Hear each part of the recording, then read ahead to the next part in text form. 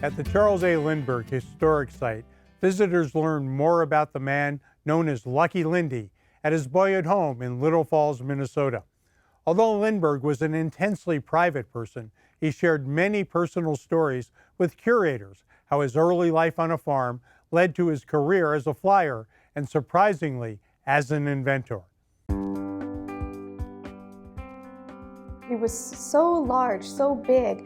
His flight came along right at the time with the film industry and radio. That's all you saw was that public face. And he was such a private person that you wouldn't have heard about his farm life unless you knew him from here in Little Falls.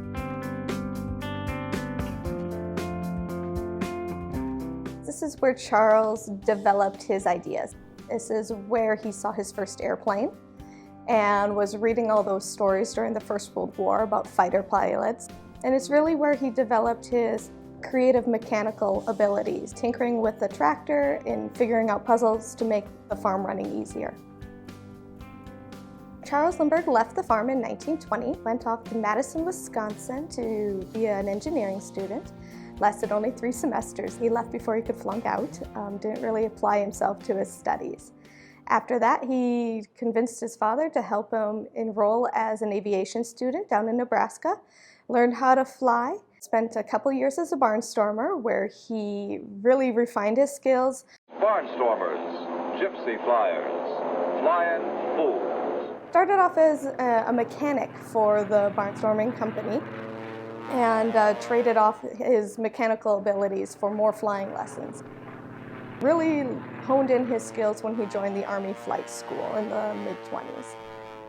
It was really there that he learned to apply himself as a student. Out of the 120 some odd students at the beginning of his course, only a dozen were left by the end, and he was number 1 in his class. After the Army, he was hired as the chief pilot for Robertson Aircraft Company, which had just received the contract for the St. Louis, Missouri to Chicago, Illinois airmail route. And so that's what he spent the next year doing, is flying the airmail. And he had to fly through storms and snow and light and dark and just really tested his limits as a pilot. About 1926, Lindbergh had learned that a gentleman in New York was offering $25,000 for the first person or crew of people who could fly an airplane nonstop between New York City and Paris, France. Lindbergh's main philosophy for the flight was having enough gasoline to go the distance. And so it all came down to the issue of weight and balancing the science of flight with the actual supplies that you need to make it. He rounded up a group of St. Louis businessmen who were interested in aviation, and they agreed to build him an airplane. Charles left New York, Roosevelt Field, on the morning of May 20th, 1927, just before 8 o'clock. Not ideal conditions. It had been raining for about the past week. Runway is made out of dirt, so it was very soggy and very challenging, and he just cleared the telephone lines at the end of the runway by about 20 feet. 3,600 miles to Paris. Once he left North Canada, Newfoundland coastline, nobody had heard from him. He didn't have a radio over the ocean. The technology wasn't advanced enough to be able to carry a signal that far. Over Nova Scotia, rain lashed the wings, seeped into the cockpit. The wind took the plane in its teeth and shook it as a dog shakes a rabbit. He had carefully mapped out his route using a system called Dead Reckoning, which is a navigation system before GPS, and he had to rely on a sense of timing as well as his compass and carefully make those turns and adjustments each hour to stay on course. But even with all of his detours around the storms, miraculously he was only 3 miles off course when he hit the coast of Ireland.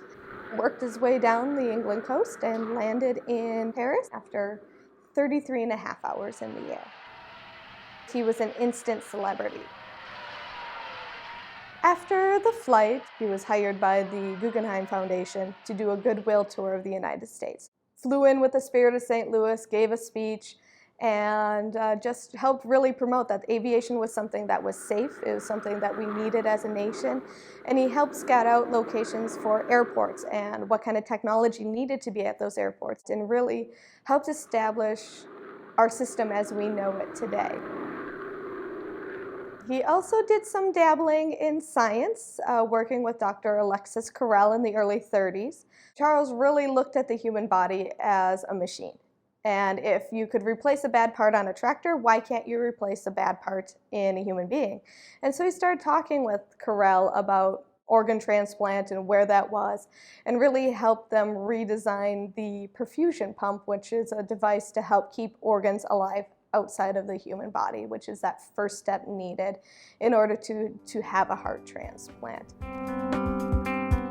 In 1927, after Lindbergh made his famous flight, there was a big rally in the community to preserve this house. The family donated the 110-acre farm with the house to the state of Minnesota in 1931 for that purpose.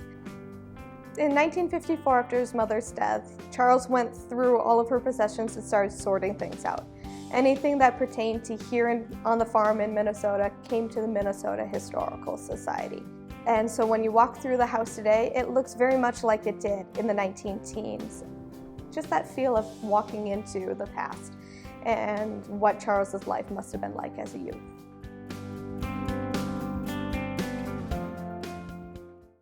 Prairie Mosaic is funded by the Minnesota Arts and Cultural Heritage Fund with money from the vote of the people of Minnesota on November 4th, 2008, the North Dakota Council on the Arts, and by the members of Prairie Public.